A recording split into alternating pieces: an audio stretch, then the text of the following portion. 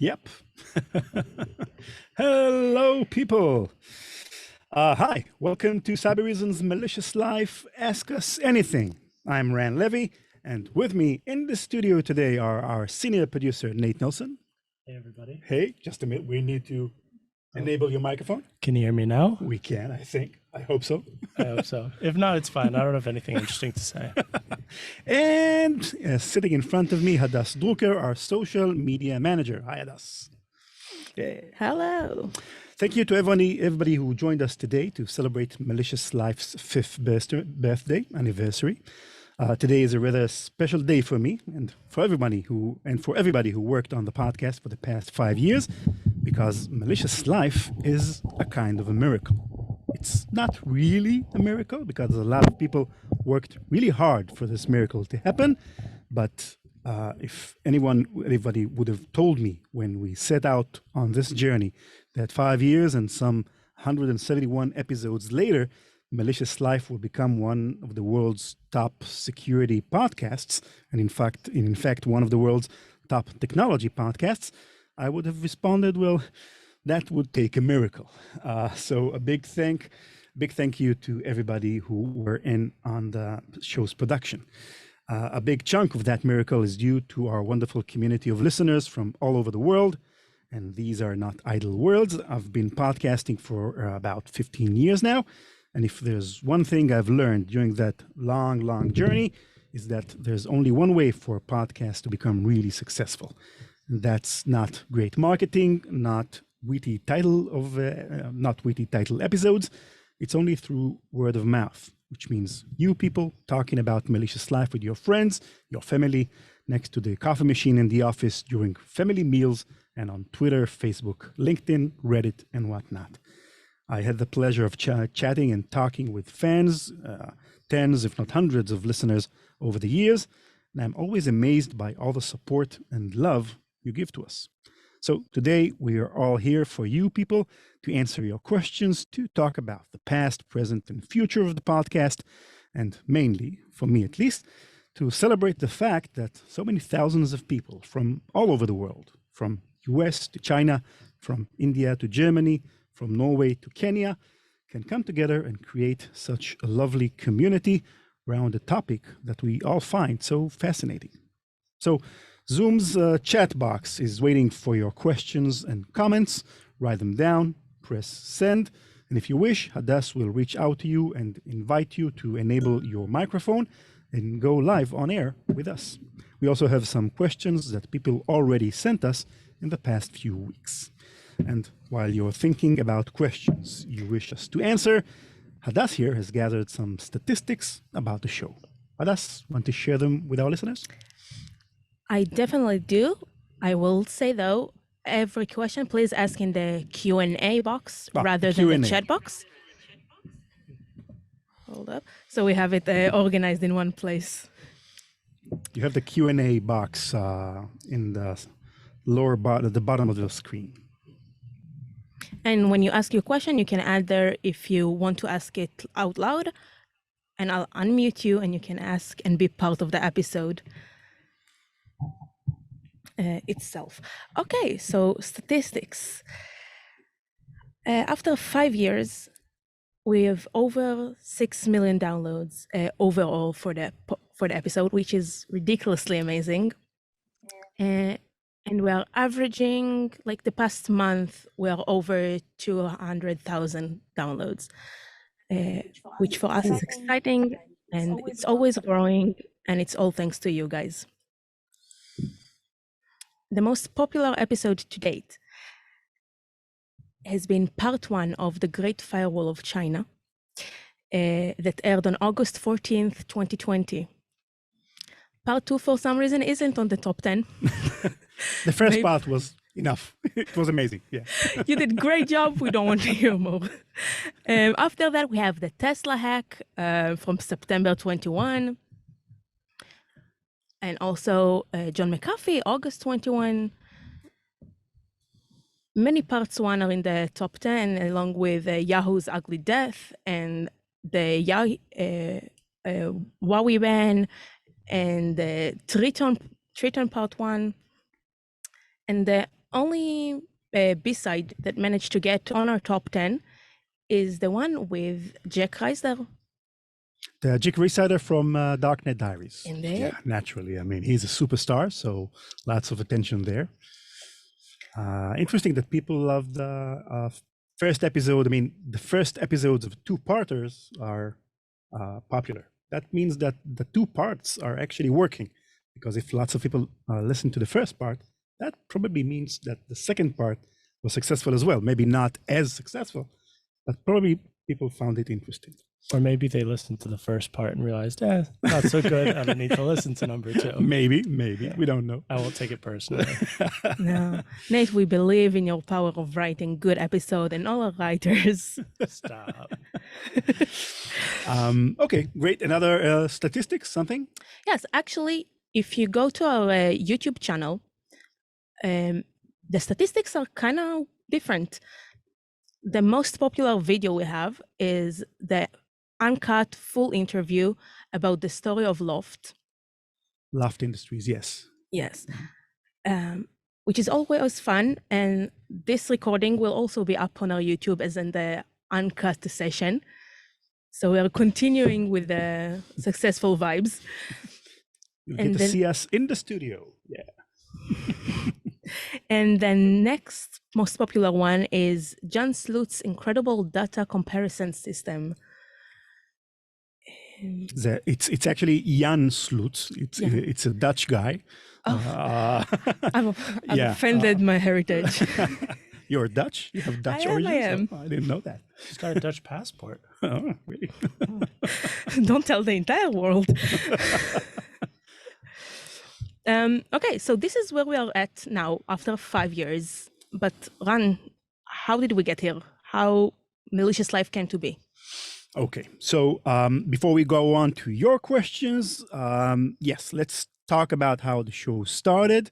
For that to happen, I'll take you way back to the past, to 2007. And I started in Israel a podcast in Hebrew called Making History. Back then, I was a developer, an electronic engineer, a developer. And as a hobby, I started podcasting way back then. After about half a year, the show kind of exploded in Israel, kind of changed my life trajectory, you might say. And 6 or 7 years later, I quit my job, started a podcasting company, PI Media, with my partner, Danny. And we started in small community space, 2 people, maybe 3 people after a few months. And then one day we got a phone call from Cybereason, which is a partly Israeli, partly American company. And their founders, it seems, were listening to my podcast in Hebrew. And they liked it. And they thought about creating a podcast about cybersecurity, security in English. And at that point, I need to say that I already had a podcast that I started in English. It was called Curious Minds. Me and Nate actually worked on it quite a bit before Malicious Life. And it took a long time for Curious Mind to take off. I mean, the responses were great. It was, I think at the top, it had something about like 8,000 or 7,000 downloads per episode. But it took a long time for the show to take off, and we figured that marketing in the US is probably going to be a very difficult challenge. And at that point, Cybereason approached us, as I said, and suggested or asked if we could create another podcast about cybersecurity in English. And that was a great offer because, unbeknownst to them, I think, I already wrote a book about 4 or 5 years earlier about the history of cybersecurity. So in essence, I already had the first episodes of that podcast ready in book form. I just had to adapt it to a podcast, which were the first 6 or 7 episodes of the podcast, if our listeners remember. And I think the real success or the notion of success from outside, because in podcasting it's a bit difficult to see if the show is successful. You get to see downloads, but you don't get to see the vibe so easy. Is when one of our producers, Eliad Kimchi, who was in a conference, I think it was Black Hat or RSA, told us that they've created T-shirts for Malicious Life, about 500 of these, I think, and all of these T-shirts were gone within like 2 days in their booth, in Cybereason's booth in the conference, which was a huge surprise. I mean, like 500 people buying T-shirts in 2 days, that seemed quite a lot. So a year after that, I was invited to Black Hat in Las Vegas, and we did a listeners event, get together, a listeners meeting in Black Hat during the Black Hat convention. And again, there were like, I don't know, 100 people over there or something like that. A lot of people from the attendees came to see us. So I think that's when we realized that Malicious Life is kind of taking off, which was very, very nice. It was great fun. And I think that Nate joined us within like a few months after the show started, right? Or I actually joined when we were producing season 1 for the first time. This would have been the summer of 2017. I wasn't working on it at the time, but yeah, it's been what, 5 years? Yeah, probably. Yeah. From the beginning. Yeah. And Adas joined us, I think it was last year, if I recall correctly. And Yotam this January. And Yotam also around this time. And we had several producers working on the show during that time frame. So that's the condensed version of Malicious Life. Basically, me getting a very interesting offer from Cybereason at the exact time that I needed it, because Curious Minds, although it was a great show, wasn't taking off fast enough for a little company to actually be able to support itself. Back then, we were only like 3 people working full-time job.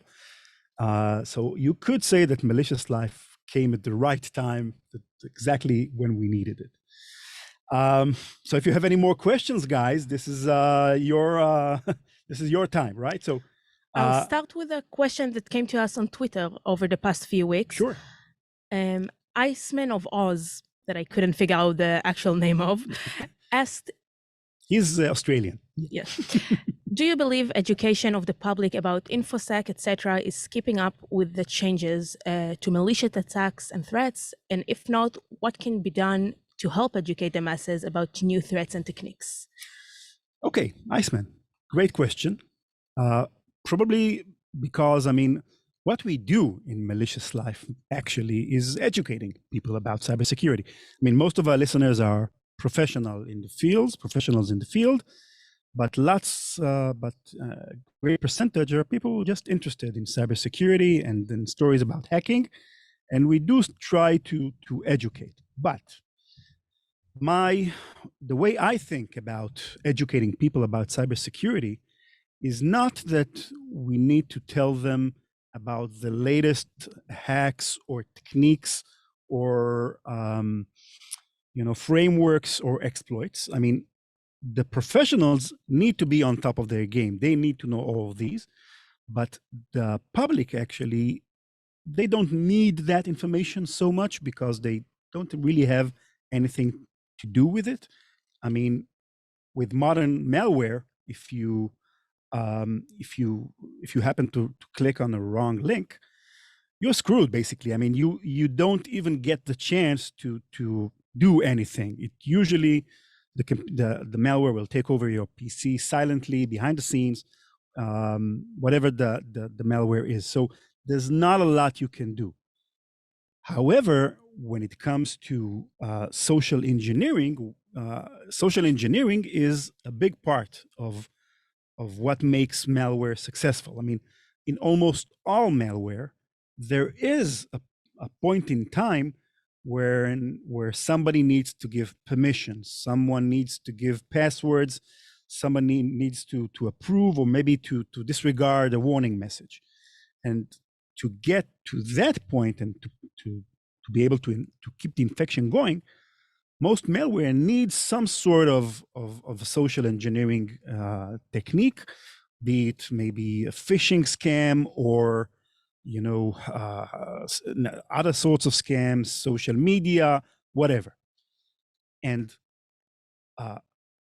these elements of social engineering, the knowledge of how to let's say be inoculated to these kinds of threats is something that I think we can teach the general public.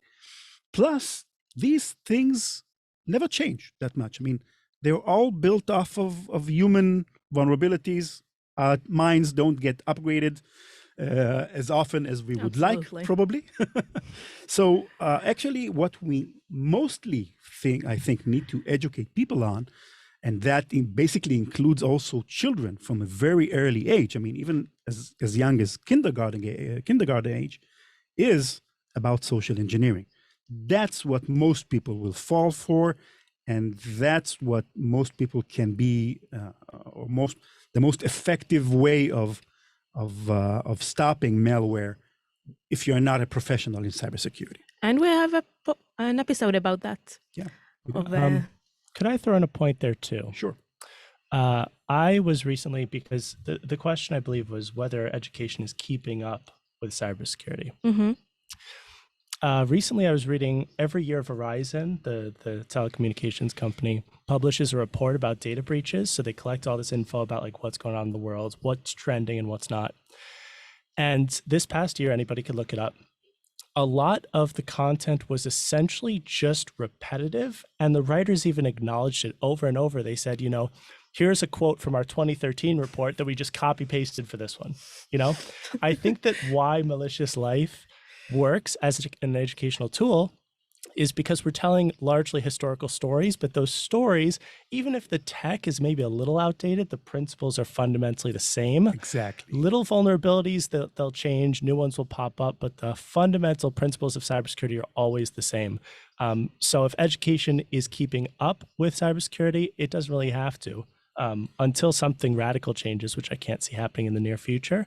You could tell the story about 2011 LinkedIn hack or the 1989 Morris worm, and there will be something in there for us today. Yeah, that's a very good insight, because we chose to take the let's say the historical perspective of approaching cybersecurity, and it was a kind of a bet, because everybody said, but cybersecurity changes all the time. Even back when we started 5 years ago, it was obvious that cybersecurity is a very dynamic field.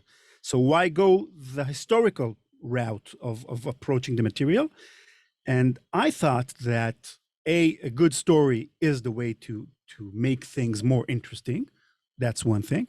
Plus, as you said, things rarely, let's say, things rarely change in a very dramatic way. And I'll tell you that I don't want to make it seem like nothing is moving. Cybersecurity moves very fast. Yes. Year to year, just during COVID, for example, ransomware just like exploded to levels that you couldn't have predicted. It's just that the fundamental shapes of how it looks stay relatively consistent. And we have a question from Carla Worrell. Hi, Carla. You want to go live and ask us the question? Let's see. I've allowed you to talk, Carla. Can you hear me, Carla? I think she's muted, or maybe I'm wrong here. If she wants. Oh, here we are. Hi, Carla. Hi. First, where are you from? I'm now in Washington, D.C., just moved. Washington, D.C., my second favorite city in the East Coast. I've been there like half a year. No, really, Manhattan is the first. But you minimized the compliment. It didn't come out right. But Washington, D.C. is great. Yeah. Okay, Carla, what's your question? Okay. I just finished binge listening to all 5 years. I just discovered you recently, and I'm curious what your favorite person to interview, either for an episode or a B-side, has been in the past episodes, and is there somebody you particularly want to interview in the future? Wow, that's a tough one. Lots of people we interviewed. Nate, you interviewed a lot, so I'll let you start, and then I'll think of something. For me, the answer is actually pretty clear.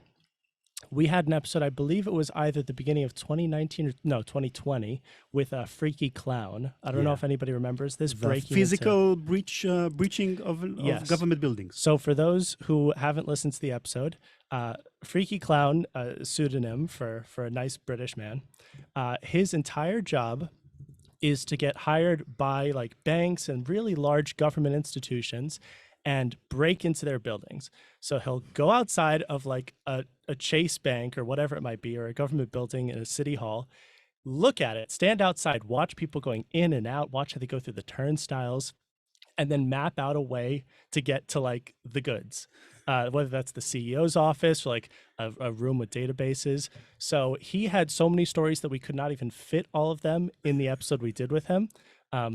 He was also on Darknet Diaries. That guy just has a million things. So I'd love to have him back on. Yeah, I mean, his stories were kind of amazing. He's got guts. Yeah. Going into like a maximum security government building. Gets arrested. He's had guns pointed at him. I mean, that guy, he's got a cool job. I hope they're paying him enough for that job. For those who want to now catch up on this episode, it's episode number 102, Breaking into Secure Buildings. For me, the most interesting interview, it's obvious. I mean, yeah, it wasn't aired on Malicious Life, sadly, because that was actually Steve Wozniak, Apple's co-founder. And I interviewed him on stage in a Cybereason event that happened, I think it was 2018 in Boston. And I mean, for me, talking to Steve Wozniak is like, I mean, he's like Madonna, or I mean, Madonna kind of gives away my age, like from the 80s. I mean, he's a superstar. So as an engineer, actually, one of my first episodes of my Hebrew language podcast, Making History, was about Steve Wozniak. I mean, the guy is somebody I really adore.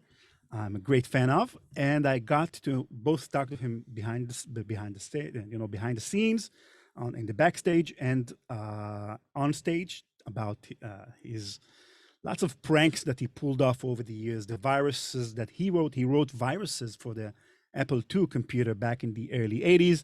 Of course, deleted them because back then nobody knew what it was, and he thought that it's going to be a huge mistake if you let everybody know what's a virus. Didn't work out for him. Everybody discovered. But it was really, really, I mean, I was so excited. And I can still remember that event. And if we go to Carla's second part, who would you like to interview? To interview? Yeah, that's an interesting question. Who would I like to have on the show? I think Bruce Schneier is somebody I'd very much be interested in talking to. Bruce Schneier is a well-known security commentator and writer. He has a blog, Schneier on Security. Also, Brian Krebs from Krebs on Security, which is, I mean, he probably has tons of very interesting stories from his career as a journalist. Anybody from your side, Nate? Well, my answer, I'm torn. On one hand, I would say Bruce Schneier, just because you always ask me to interview him, and I'm kind of annoyed at that. It's been too long. Just to get your back. To get you off my back. I don't know. There are certain names that tend to pop up in research. Mikko Hyppinen, for example. Have we had him on before? Yes, we did. I think we aired that interview. I interviewed him in the Black Hat conference in 2018. Yeah. It was a live interview in front of the audience in the booth. There's and I also think we used that interview. Yes, we did. Yeah, there's also Cliff Stoll. He's my one that got away. He was a God, I forget the story already, but he had a really interesting role, and he's written a book about it. He stopped an attack, I think, by Russia. Was it German hired KGB hired German teenage hackers who are hacking into like the US physics space. I don't know. Yeah. It's a really great story. And he stopped them by himself. I mean, nobody believed him that there was somebody. So I did so much work to find his contact information. I had to go to his glass blowing like website. It was the most out of the way thing. I was talking to him, but he's this like sort of interesting guy who doesn't really need to talk to you if he doesn't want to. So, one day maybe. Yeah. And actually, Mikko Hipponen said that he listens to Malicious Life, which was, for me, a great compliment. I mean, if you have somebody that knowledgeable about securely listening to your podcast, I was very flattered. Yeah, that happens often these days because I'll be reaching out to B-Sides guests and they'll be like, oh, yeah, Malicious Life. I've listened. Sure, Yeah. That's fantastic. Okay. Carla, next thank you very much. Great question. We have another question from the audience, Yes, right? let's go for another one from Twitter before that. Mhm. Will von Sexon, hopefully I'm pronouncing it right. Is there a reason that the episodes are around 30 minutes per episode, as most of your subject could be talked about for a few hours at least? A few hours. We could write books on some of the topics we talked about. Yeah, I mean, we don't limit ourselves to 30 minutes. It's not. I don't believe in the length of an episode to be of any importance when it comes to how good an episode is. I believe in stories. Tell a great story. If it takes 5 hours, but it's great, then 5 hours it is. Practically, we need to produce a new episode every week, which takes time.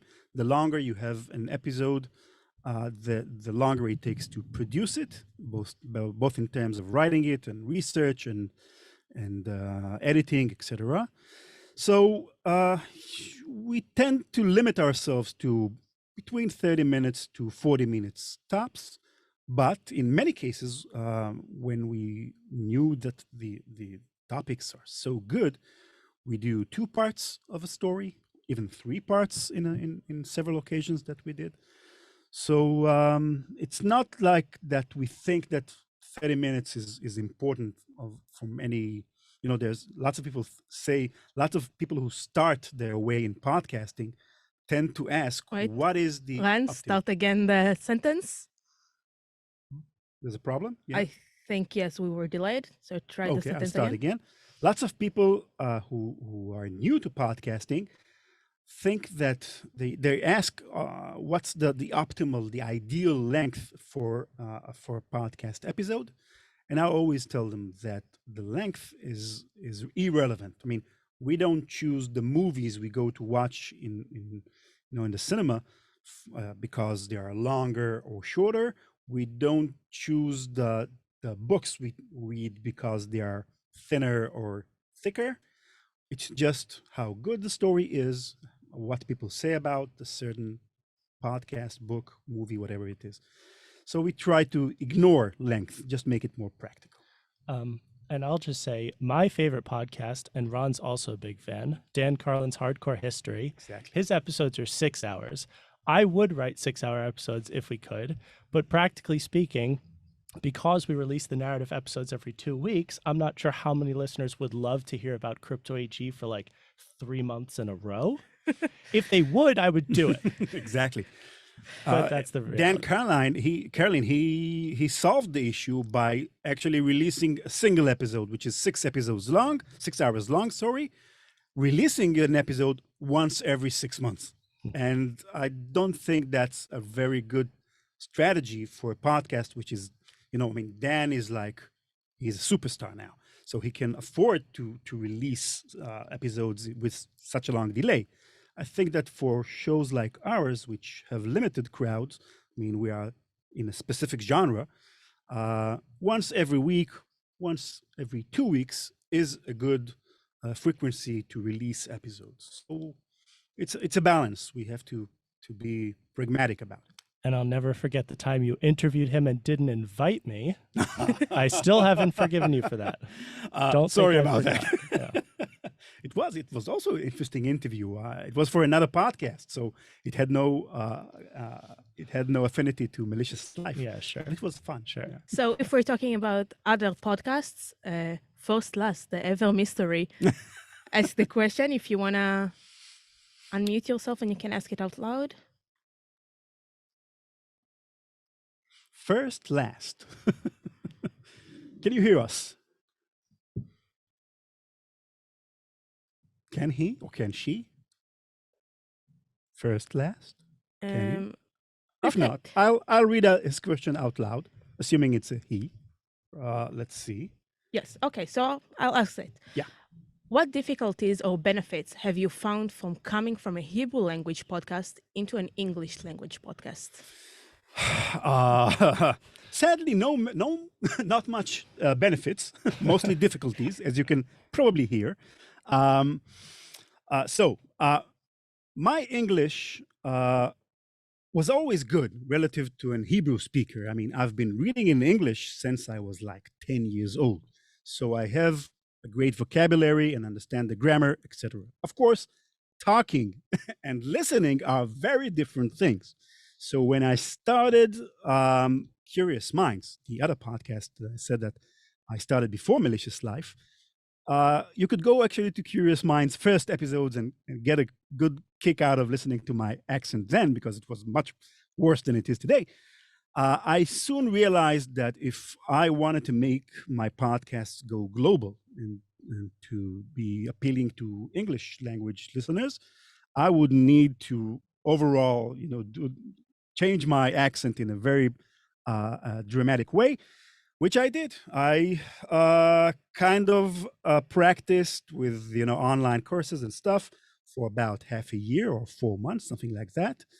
And by the end of it, my accent improved quite significantly, I think, from my earlier accent, which was something that I didn't expect because I was already 42 by that point. So I'm always used to people saying, if you haven't mastered the language by that age, you'll always have a bad accent. Yeah. And I found that it's not true. I mean, you can improve your accent, but improving the fluency of your talking is much more difficult. But because I still think in Hebrew, which means I need to translate everything that I say to English, which kind of means that that's a bit more difficult for me.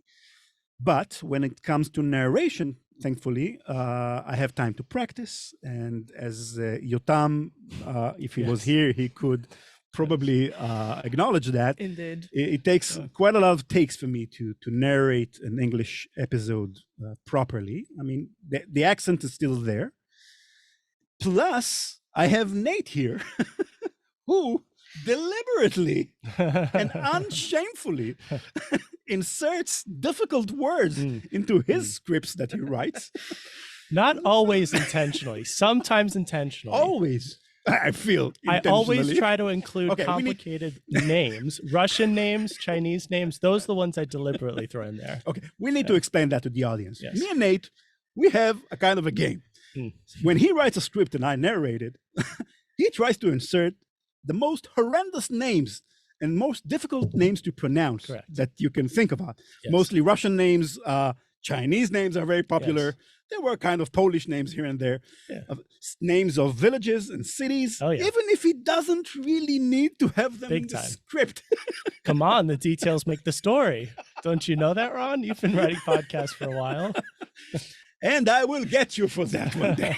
One day you'll narrate Malicious Life, and I'll be writing the scripts, and I'll find some Hebrew names for you to pronounce with chet and ein, which is very difficult words for letters for Hebrew English speakers to pronounce. No, I could do that, but not the R's. The R's kill me, so get me on the R's. Yeah. Ran, for example. Yeah. That's difficult for you. Anyway, so it's been a difficult journey,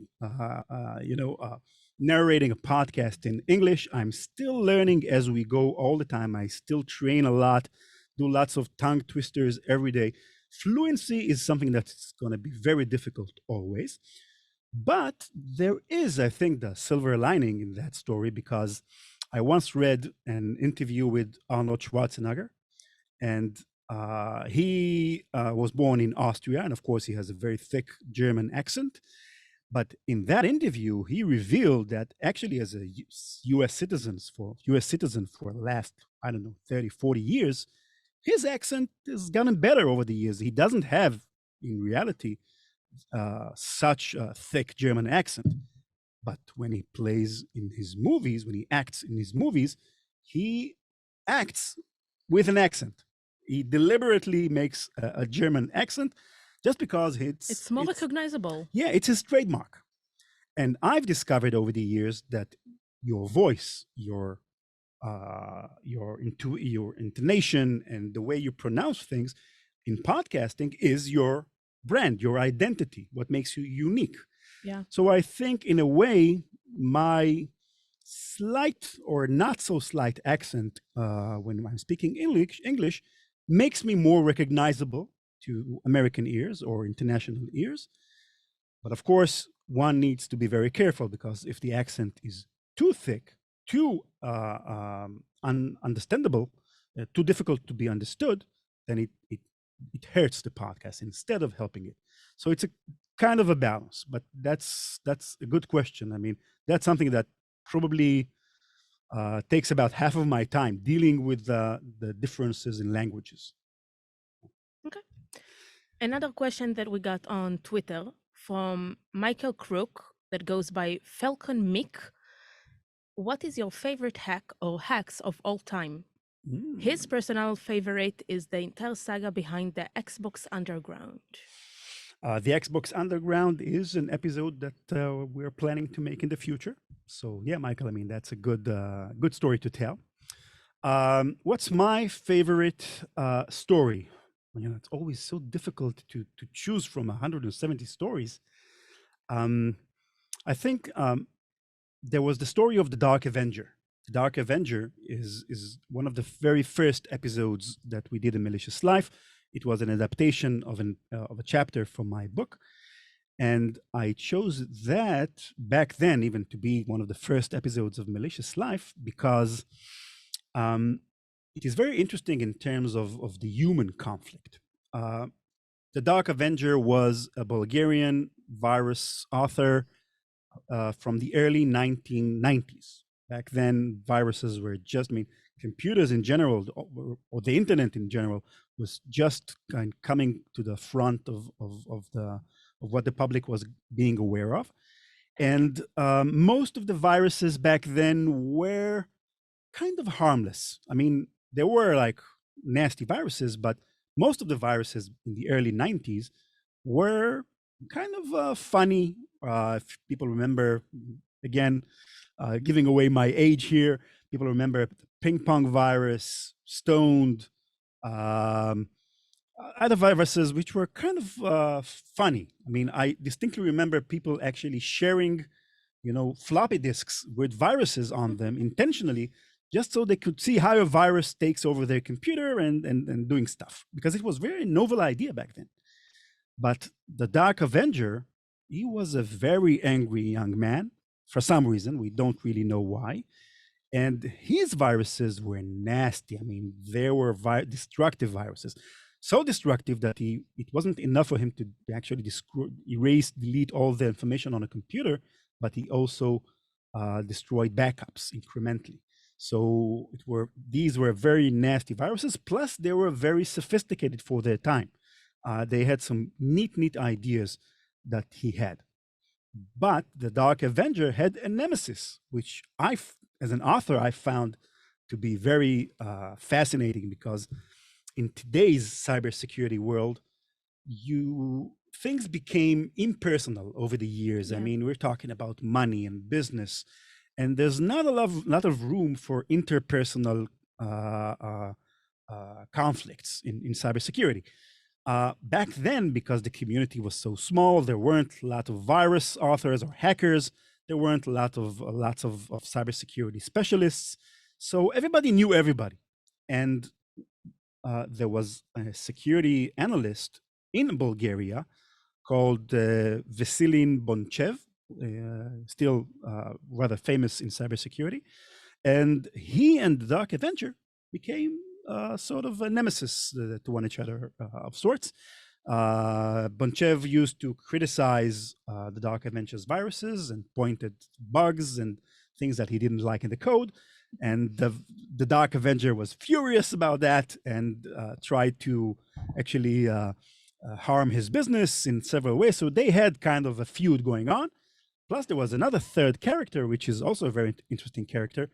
Sarah Gordon was her name. She was a social worker from the United States. knew almost nothing about cybersecurity or even computers back then, but somehow she managed to gain the Dark Avenger's trust, and she talked to him quite a lot. He even got to the point where he named one of his viruses after her. So there's a kind of an interesting triangle between these three guys, and I won't spoil the end of the story, but probably Dark Avenger is still alive, whoever he is. It's been like 30 years, but he's probably still alive. So if you're by chance listening to Malicious Life and you want to tell your side of the story, I'll be very glad to talk to you. Because the entire story has been told on episode 2. So when you said one of the few first ones, then it's the second one. And you actually had Veselin Bonchev as a guest. We did. I interviewed him for the book and for the podcast, I think it was. Hadass, do you have any story from the last year that you've been with us that you kind of love best? You're putting me on the spot. And I think my favorite story has been Crypto AG, because... That's Nate's story. Yeah. Because I think the beauty of it, of cracking code and countries going one against another and private companies taking down countries, just sounds like a script for a movie. It is, yeah. And it's a crazy story. I've never heard of it. I'm not saying I'm I'm not knowledgeable about InfoSec at the slightest. I'm slowly becoming more knowledgeable thanks to the job here.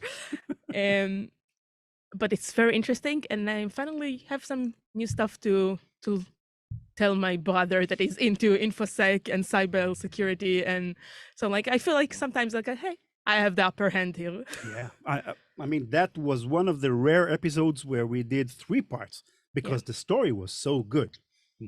What's yours? I wanted to do more parts, actually. Yeah, if we could. Yeah. What's your favorite story, Nate? Well, I also had a difficult time deciding on this. I think I have a twofold answer. From a technical perspective, my favorite was the Target hack, because the Target hack occurred, almost a decade ago now. It wasn't particularly technically savvy, but the hackers used this podunk HVAC company in Pittsburgh, and if you go to their website, it's just these burly Pittsburgh guys who are running air conditioners for different companies, and they hacked this little company that clearly had no cybersecurity to speak of, and used them to get into Target's air conditioning system, which was not segmented from their payment systems, to the extent that the hackers could just go from air conditioning to payments. So that was a funny one for me. That's episode 29. Yes. And from a story perspective, it's not necessarily a hack per se, but I think the most perfect story that I've done for the show is Operation Flyhook. That one went a little bit under the radar. The reason I love Flyhook so much is that all of the characters are basically sympathetic. The story ends very nicely. So for those who haven't listened, there was this young Russian man in his early 20s. I forget his name off the top of my head. And I'll find it. Yeah. And all he really wanted was a job at a tech company.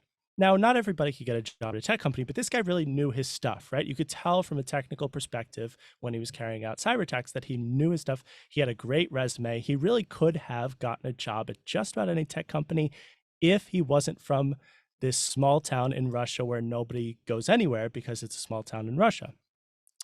So he wants to work for Google, Facebook. He could, but he can't. So what he decides to do is hack into companies, tell them that he did so that they'll be impressed by him and maybe hire him. This works one time. His first time ever attempting this, the company actually offered him and his friend a job, but it was only for $75 a week or something like that. So he obviously didn't take it. It was a Russian company, I think. Yes, exactly. Yeah. So he thinks, maybe because all of these tech companies aren't reading my resume or my cover letters, that I could hack them and non-tech companies, to be fair, and show them what I did, and maybe they'll hire me. So he comes into this with a sort of wholesomeness, and I don't want to give him too much credit because he was also hacking, and it wasn't fun for his victims. Evidently, he becomes so interesting to the FBI that they create this incredibly elaborate ruse, probably the most elaborate ruse I've ever heard of, at least in cybersecurity. where they create a tech company that doesn't exist. They actually create a company. They Right. have offices. They Yes. even have like Yes. props on the table, everything. Exactly. They're called, I think it was Invita Security. Yes, Invita Yes. Security, and the person is Alexei Ivanov. There you go. So Alexei and his friend end up getting this job offer from Invita Security. They're flown in. They're driven from the Seattle airport to Invita's offices. And while they're in the car, there's this part in the story I really like where he's sort of just like looking out the window and like looking at all these companies which he'd love to work for, the city he'd love to be in. And in reality, they're FBI people driving, and he just doesn't know it yet to this FBI sting. We also interviewed Ray Pompon, who was the guy who carried out the interview. Now, the interview was designed for them. He basically sat down with Alexei and asked him to hack their systems. To incriminate himself. Exactly. And what he did was he hacked their systems like he hacks everybody else's systems. And through that obvious fingerprinting, it became clear that he was the guy who they wanted. They arrest him. He goes to jail, but in the end, that's actually a good outcome for him because he actually just wanted to live in the US and work for US companies. So by the time he gets out of jail, he's in the US. He And works so- for American companies. Yeah. I made don't it. think get in it's touch the with him. easiest way to get a visa. It's a roundabout way to get exactly what he wanted. So I like that story. Those are is a great episode story. 135 and 137 because it's another two-parter. Yes. So many great stories in cybersecurity. I mean, that's why I chose that topic as the center of the book that I wrote, because I knew there were great stories to be But found. because there are so many great stories, how do you pick a topic? How do you go about choosing a topic for an episode? That's a tough choice. I mean, usually we're trying, or what we do, I mean, on the technical level, every 4 or 5 months, all the writers, all the team, we kind of, everybody find some time and looking for new topics, browsing the web, trying to find something interesting. People have come up with, like tens and tens of ideas. And then we have to kind of screen them and see what's interesting and what not. And most of the time, I try to go for the most interesting story. I mean, the technical stuff it takes second place behind the story, because I believe as a writer, as a podcaster, that story-driven episodes are the best, are the most interesting.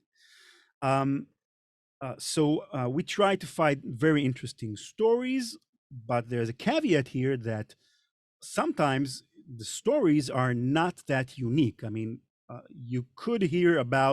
we could do like hundreds of episodes about ransomware, for example, but I mean, all is ever changing is the name of the company, the name of the hacker.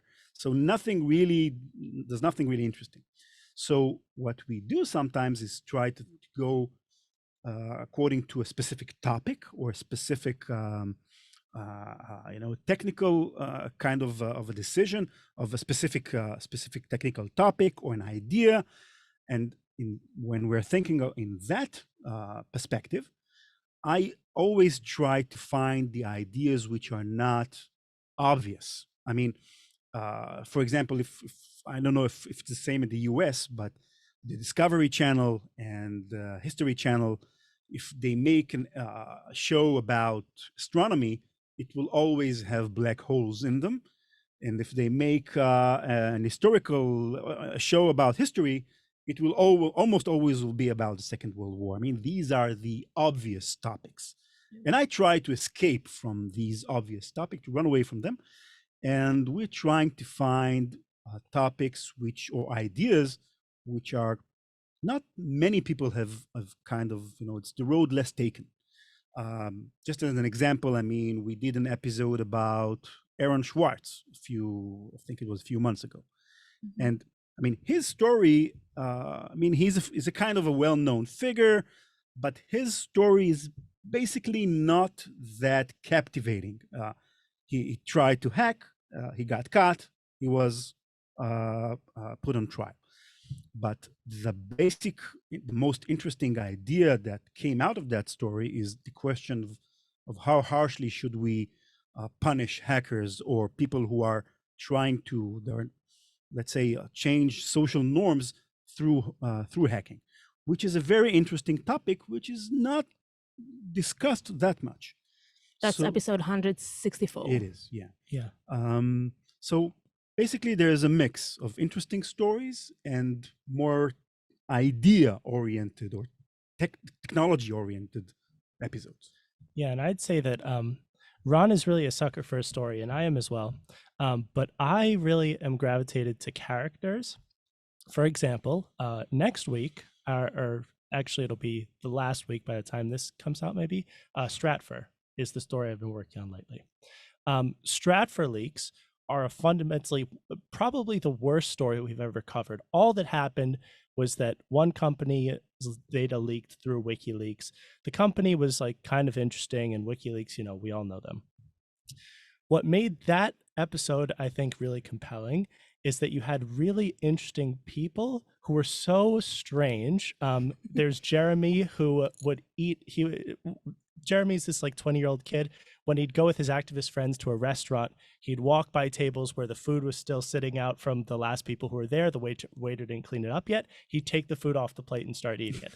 He'd eat food from dumpsters. He's a character. Exactly. Yeah. George Friedman, this guy who he grew up watching his dad do like military intelligence, and he creates this company where he predicts wars and he predicts like natural events and financial movements. He knew that the Iraq war was going to start before CNN did, you know? So even with a story that's basically nothing, it's just so interesting to like get to know characters in those ways. Exactly. And cybersecurity has so many great stories and characters and people. I mean, some of the characters we interviewed over the year, like that guy, the funky clown, Freaky clown. Freaky clown, sorry.